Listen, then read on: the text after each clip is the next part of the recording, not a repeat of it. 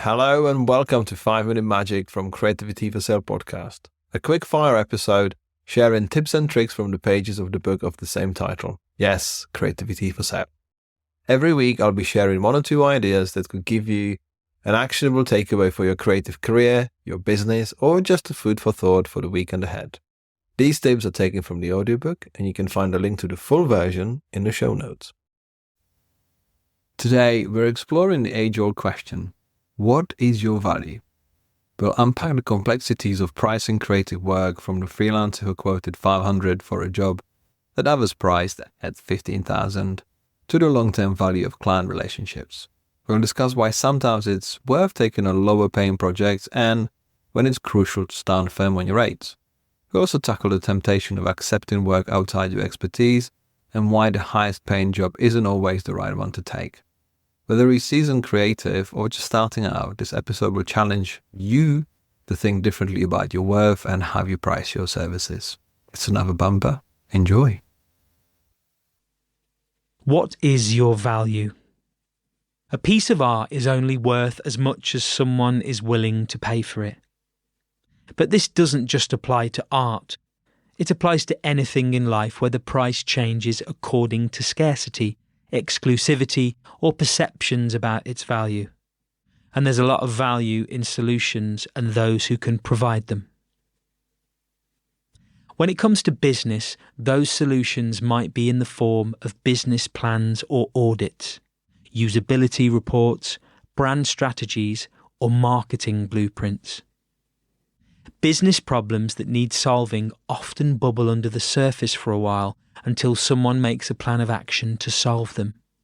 Then, the need for a solution is often rational, practical, and pragmatic.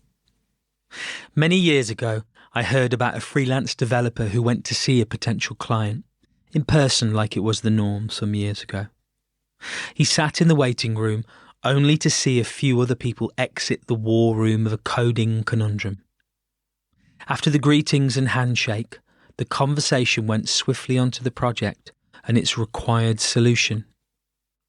Once the freelancer had heard the full score, he took a breath and exhaled a relieved sigh.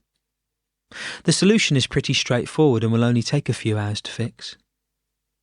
The room fell silent and the clients' faces revealed a look of surprise. It will only cost $500 to fix, one of the team replied. Ha! That's interesting. We just had an agency here that told us it will take a month and $15,000 in project fees. The freelancer didn't win the project, and we can learn from this story. First, you will generally have no idea who you're competing against when pitching for a project. Unlike the freelancer watching the war room door, so don't try to base your rates on what you think others are charging, especially as your pricing might look a lot different to your competitors if you don't have to factor in the costs of running a whole agency and hiring employees. Second, make sure you listen closely and understand exactly what the client requires so you don't accidentally underestimate or overestimate your costs. Third, it's very tempting to big up the scope of a solution to possible clients to charge a higher cost, but they might see through the charade. Ultimately, the key is to propose an appropriate and honest figure that is right for the problem and its solution, and your own experience level and knowledge. Regardless of the various market considerations and comparable industries, the key in every cost is whether the client can pay and whether you can deliver what they need, which in essence is about trust and reliability. Is it clear what you offer and how you'll solve the problem? Are you honest with your prospects, or do you sprinkle a little BS on top to win the work? Can you actually deliver what the client is asking for? Are you too keen to close the deal without fully understanding the brief? There will always be a difference in the price submitted from various creatives in the mix. Sometimes the decision on who to choose isn't judged on the total estimated figure, but how the person or business proposes to solve the problem. This means detailing the process, giving a full scope of the action, and telling the client the estimated length of time it will take. In this way, they will understand that bigger projects require additional resources, with extra costs attached. The value of long-term clients. Some of my clients have been with me for more than a decade, and others even longer. There's something so valuable in continuous collaboration that pushes both sides to keep producing good work, grow both businesses, and achieve things we didn't even know were possible when we started out.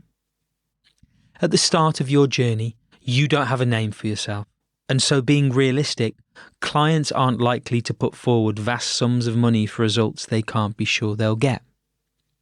For that reason, which I now truly understand, only 1 in 20 of the projects I proposed a cost for were actually agreed for that amount. The other 19 had a decent budget for their project, which at the time felt a bit short based on the true market value and what I could provide for what they needed. But I went with it anyway. In such situations, you can make one of two decisions. Either you can negotiate some more, or you size up the long-term value of the client and go with that rationale. I preferred the latter option. When you put the focus on finance over creativity, it sets a tone that will always be focused on budget constraints instead of creative solutions. I'm not saying you shouldn't discuss money, because you have to, of course. I am saying that discussing the creative solution should come first, and cost negotiations shouldn't become a big thing. Plus, if you get the client on board with your solution and vision for them, they are more likely to pay whatever you're proposing.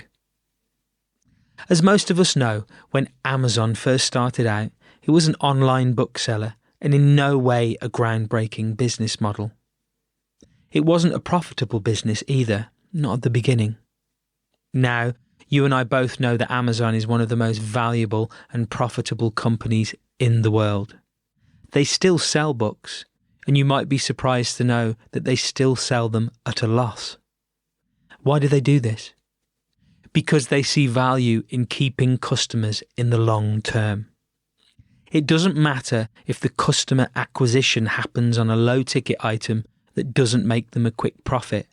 It's about how much they could be spending in the future across many available products. This is what makes Amazon the biggest product search engine in the world, not Google. It's the place where people search for new products or solutions and are only one click away from making a purchase. In the business of creativity, you can spend far too much time negotiating the right cost and lose an opportunity to retain a long-term client who will grow into a high-ticket buyer. Sometimes you might have to kiss a few frogs in this process, but the long-term thinking pays off if you have the right business mindset, like Amazon, and the drive to grow and explore future opportunities. The value of long-term work. Conversely, there are situations where the client is looking for a one-off project with a defined start and finish, and they won't need any further services from you as the problem is solved. On these occasions, I don't want you to think like Jeff, the oddly shaped rocket owner Bezos, but like a builder. Many years ago, my wife and I wanted to renovate our house. We had our vision, ideas, dreams, and an earmarked budget. It was our very first building project, and therefore our thinking was unclouded by previous knowledge. We were spurred on by the fuel, and we wanted to build a grand design.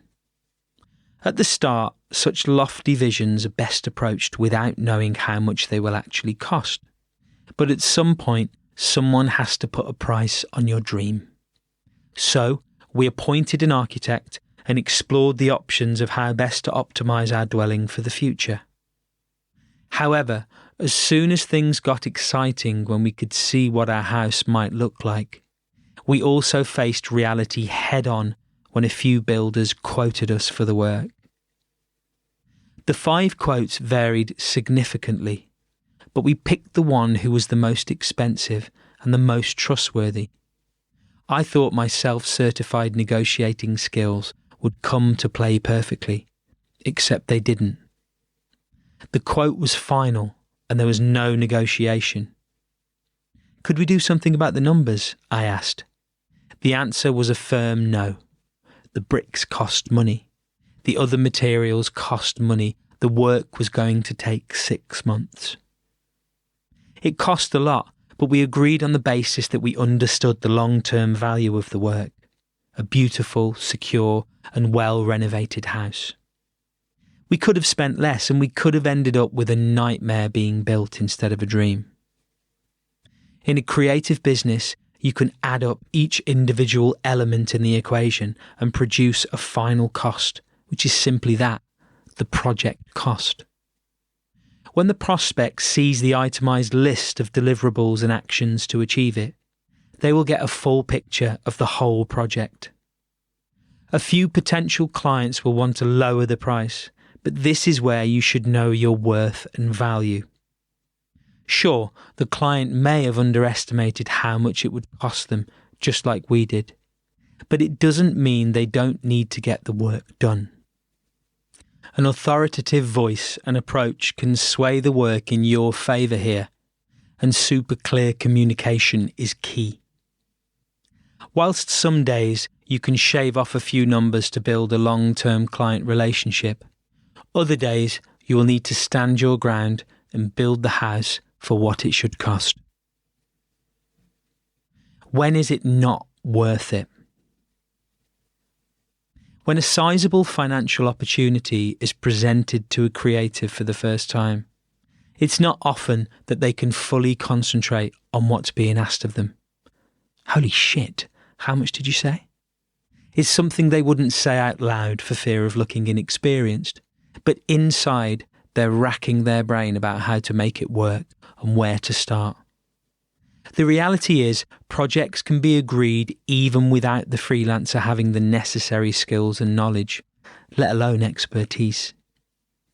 I've done this. I agreed to take on work that I wasn't the right person for. I thought I needed the cash and wanted to do the work.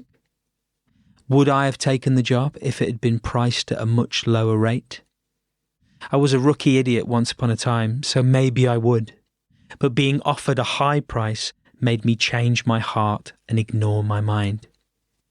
Many years later, I made the same mistake, only in reverse, when commissioning creative work. The inevitable car crash happened when I came across people who replicated my naive escapades from the early years. Even though I could spot the warning signs right from the start, I still was led to believe they were the right people to do the work, only to look for contingency solutions when the first choice didn't work out. I don't believe that creative people are inherently greedy, and if they were, I'm sure they wouldn't bother choosing a career in this industry. However, any insecurities about the health of our finances and the predictable unpredictability of incoming work can make the best of us accept work that we should have left well alone. We've all been guilty of taking on work that's really meant for somebody else. And it takes a long time to become confident enough to pass on what doesn't feel right, even if it's temptingly well paid.